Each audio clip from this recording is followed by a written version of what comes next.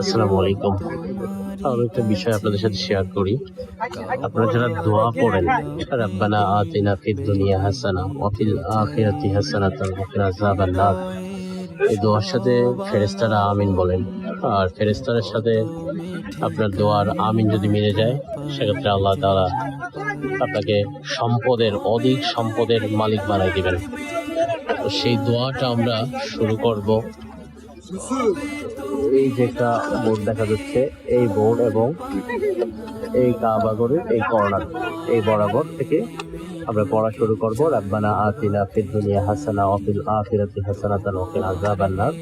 আমরা যতবার ইচ্ছা ততবার পড়ব, এই যে সবুজ বাতি পর্যন্ত, অর্থাৎ কাবাগরের এই কর্নার থেকে এই সবুজ বাতি, এই এতটুকুর মধ্যে আপনারা এই দোয়া পড়বেন, রাব্বানা আতিনা ফিদ দুনিয়া হাসানা ওয়া ফিল আখিরাতি হাসানাতান ওয়া কিনা আযাবান নার।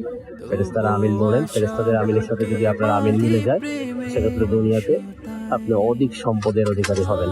আল্লাহ তাআলা আমাদের সবাইকে এই দোয়া এখানে কাবা করে এসে পড়ার তৌফিক দান করুন। আমিন।